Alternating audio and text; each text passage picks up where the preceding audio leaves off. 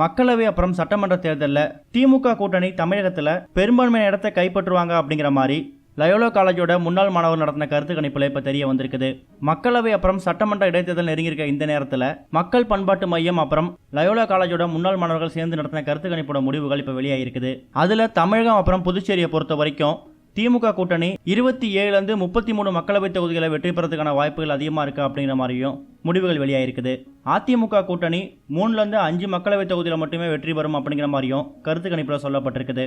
அம்மா மக்கள் முன்னேற்ற கழக கூட்டணி 1-2 தொகுதிகளை வெற்றி பெறதுக்கான வாய்ப்புகள் அதிகமாக இருக்கு அப்படிங்கிற மாதிரியும் கணிக்கப்பட்டிருக்கு. அதே மாதிரி 18 சட்டப்பேரவை இடைத்தேர்தல் தொகுதிகளுக்கான கணக்கெடுப்பும் இப்போ வெளியாகிருக்குது. அதுலேயும் திமுகவுக்கு அதிக இடங்கள் கிடைக்கும் அப்படிங்கிற மாதிரியும் சொல்லப்பட்டிருக்குது. திமுகவை பொறுத்த வரைக்கும் 9-11 சட்டப்பேரவை தொகுதியில் ஜெயிக்கிறதுக்கான வாய்ப்புகள் அதிகமாக இருக்கு அப்படிங்கிற மாதிரியும் கருத்து கணிப்பில் சொல்லப்பட்டிருக்குது. அதிமுக கட்சி 2-3 தொகுதியில் மட்டுமே ஜெயிக்கிறதுக்கான வாய்ப்புகள் அதிகமாக இருக்கு அப்படிங்கிற மாதிரியும் கருத்து கணிப்பில் சொல்லப்பட்டிருக்குது.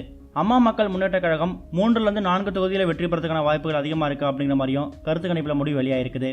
அதே நேரம் இடைத்தேர்தலில் 2 தொகுதிகள் முடிவுகளை கணிக்க முடியாத நிலை ஏற்பட்டிருக்கிறதாகவும் கருத்து கணிப்பில் சொல்லப்பட்டிருக்குது. இப்போ இருக்கக்கூடிய அரசியல் சூழலில் அரசியல் கட்சிகளுக்கு இருக்கக்கூடிய வாக்கு சதவீதமும் இப்போ வெளியாகிருக்குது. அதில் திமுகவை பொறுத்த வரைக்கும் 24% வாக்குகளும், அதிமுகவுக்கு 18.5% வாக்குகளும், அம்மா மக்கள் முன்னேற்ற கழகத்திற்கு 15% வாக்குகள் இருக்கிறதாகவும் சொல்லப்பட்டிருக்குது. தேசிய கட்சிகளாக இருக்கக்கூடிய காங்கிரஸ்க்கு 4% வாக்குகளும், பாஜகவுக்கு 1.37% வாக்குகள் இருக்கிறதாகவும் கருத்து கணிப்பில் சொல்லப்பட்டிருக்குது. பாமக 2.7 விழுக்காடு, தேமுதிக 2.23 விழுக்காடு, மக்கள் நீதி மையம் 3.59 விழுக்காடு, அப்புறம் நாம் தமிழர் கட்சி 2.18% வாக்குகளை பெற்றிருக்கிறதாகவும் கருத்து கணிப்பில் முடிவுகள் வெளியாகிருக்குது. இப்ப இந்தியாவில் அடிக்கிற வெயிலை விட 2019 வருஷத்துக்கான நாடாளுமன்ற தேர்தலை பற்றியான விஷயம் தான் அனல் பறந்துகிட்டு இருக்கு. இந்த 2019 நாடாளுமன்ற தேர்தலில் யார் ஜெயிக்க போறாங்க அப்படிங்கிற மாதிரியும் ஒரு மக்கள் மத்தியில் மிகப்பெரிய எதிர்பார்ப்பும் கேள்வி எழுந்திருக்கு. இந்த நிலையில தான் லயோலா கல்லூரியோட முன்னாள் மாணவர்கள் நடத்தின கருத்து கணிப்பு முடிவுகள் இப்போ வெளியாகி மக்கள் மத்தியில் பரபரப்பை ஏற்படுத்தியிருக்குது.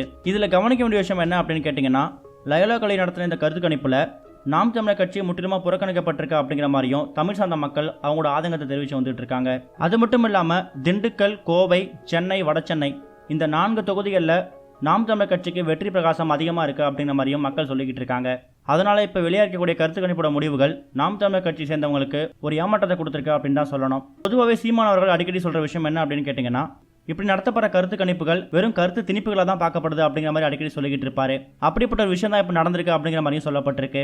இதை பற்றியான ஆதங்கத்தை நாம் தமிழர் கட்சியை சேர்ந்தவங்க கூடிய சீக்கிரமாக அவங்களோட ஆதங்கத்தை வெளிப்படுத்துவாங்க அப்படிங்கிற மாதிரியும் சொல்லப்பட்டுட்டு வருது. கிட்டத்தட்ட 4 தொகுதிகளில் நாம் தமிழர் கட்சிக்கு வெற்றி பிரகாசம் இருந்தும் அதை கருத்து கணிப்பில் பெருசாக எடுத்துக்கல அப்படிங்கிற மாதிரியும் ஒரு விஷயத்தை அவங்க முன் வச்சுட்டு இருக்காங்க.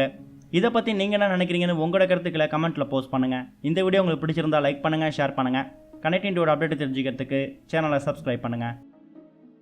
இது வரைக்கும் கனெக்டிங் டிவிக்கு சப்ஸ்கிரைப் பண்ணனா மறக்காமல் சப்ஸ்கிரைப் பண்ணிக்கங்க.